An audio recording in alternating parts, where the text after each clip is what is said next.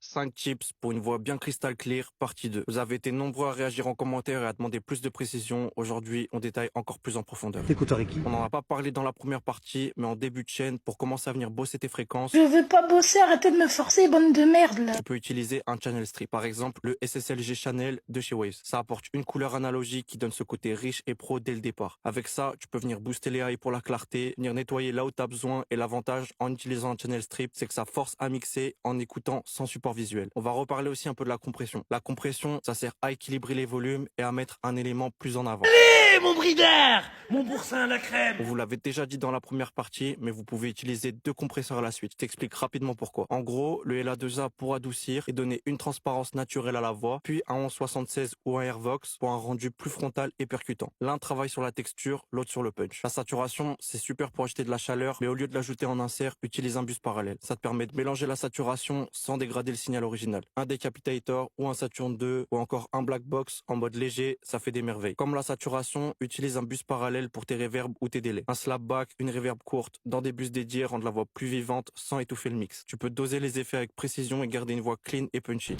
N'hésite pas à ajouter différents délais et les combiner en les automatisant. La compression, toujours en parallèle, c'est magique pour ajouter du punch sans écraser la dynamique. Mélange un compresseur agressif en parallèle avec ton signal original. En général, pour nettoyer les hautes fréquences, on ajoute un ou plusieurs DSR, c'est toujours efficace. On m'a beaucoup dit en commentaire, la compression c'est pas au début ou c'est seulement en fin de chaîne. C'est vrai qu'on trouve souvent un EQ ou un channel strip en début de chaîne, mais il n'y a pas de formule magique en mixage. À toi de tester ce qui marche le mieux pour ton son. Ce qui compte, c'est le résultat final. Dis-moi en commentaire quel plugin tu veux qu'on détaille dans une prochaine vidéo. Tu peux aller checker nos tarifs épinglés sur la page si tu as besoin d'un mix ou un mastering.